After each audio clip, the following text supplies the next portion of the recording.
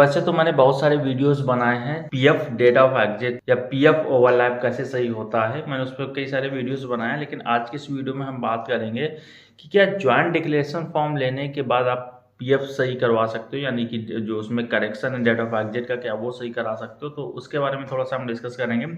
तो दोस्त देखो, मैं आपको बता दूं, मैंने कई वीडियोस में ये बताया है कि आपका पीएफ करेक्शन कराने के लिए आपके पास एक ज्वाइंट डिक्लेरेशन फॉर्म जरूर होना चाहिए आपकी कंपनी का, या जिसको मैं जनरली बोलता हूँ डिक्लेरेशन फॉर्म। एंड इसके बाद आप पीएफ ऑफिस जाओगे एंड वहाँ पे डिपेंड करता है कि आप कितने पावरफुल इंसान हो या कितनी हम्बल रिक्वेस्ट के साथ आप उस डिक्लेरेशन फॉर्म के थ्रू आप अपना पीएफ सही करवा सकते हो। लेकिन यहाँ पे मैं आपको बता दूं कि शायद आपको नहीं पता होगा कि मैं कंसल्टेंट भी प्रोवाइड कराता हूँ। स्क्रीन पे मेरा नंबर आ रहा होगा। तो मैं अप्रॉक्स मान लो कम से कम फॉर एग्जांपल अगर मैंने 100 कॉल्स ली हैं पीएफ डेटाबेस को लेके, तो उसमें मेरे पास कम से कम 30 to 35 ऐसे कैंडिडेट हैं जिनका पीएफ करेक्ट हो गया है। तो यहाँ पे ज्वाइंट डिक्लेरेशन फॉर्म का क्या मतलब है कि मान लो आपने कोई XYZ कंपनी ज्वाइन करी, तो उसमें 10 दिन, 15 दिन, 20 दिन, 1 महीने या 2 दिन आपका पीएफ सर्विस ओवरलैप है। नो मैटर, कुछ लोग बोलते हैं यहाँ पे कि नहीं मेरा तो सर एक ही दिन का पीएफ ओवरलैप है,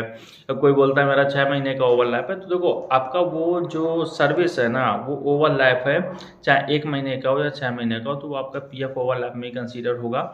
तो जो ज्वाइंट डिक्लेरेशन फॉर्म होता है बेसिकली उस केस में क्या होगा कि आपको ये कंपनी को रिक्वेस्ट डालनी पड़ेगी, जिसमें कंपनी आपको ये लिख के देगी कि ठीक है आपके पास वो अथॉरिटी है या हम आपको वो राइट्स दे रहे हैं कि आप पीएफ ऑफिस जाके अपना डेट ऑफ एग्जिट करेक्ट करा लो या पीएफ में करेक्शन करा लो। तो ये कंपनी आपको प्रोवाइड करती है। बट यहाँ पे मैं आपको बताऊंगा कि जरूरी नहीं है कि सारी कंपनीज आपको डिक्लेरेशन फॉर्म दे दें।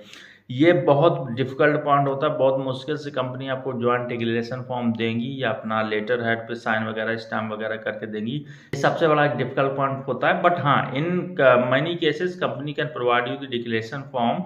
सो उसमें क्या होता है कि कई बार आपको सेटलमेंट करना पड़ता है कंपनी में। मान लो आपने कोई कंपनी ज्वाइन करी थी और वहाँ पे आपने कंपनी छोड़ दी, इसके बाद क्या हुआ कि डायरेक्ट आपने छोड़ दी, नोटिस पीरियड सर्व नहीं किया, तो ऑब्वियस सी बात है कंपनी आपका डेट ऑफ एग्जिट वो बाद का डालेगी।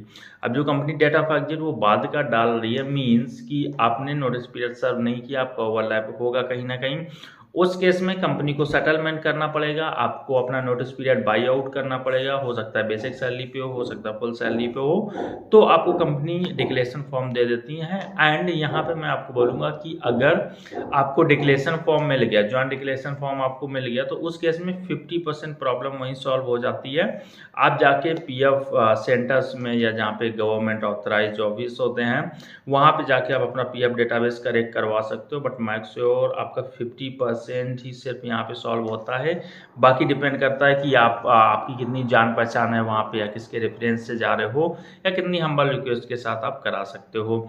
तो बस आज के वीडियो में इतना ही। वीडियो अगर अच्छा लगा तो like share and channel subscribe जरूर करें। मेरा नाम है शुभम, मैं मिलता हूं नेक्स्ट वीडियो में। Till then have a great moment and don't forget to like share subscribe. Thank you so much for coming.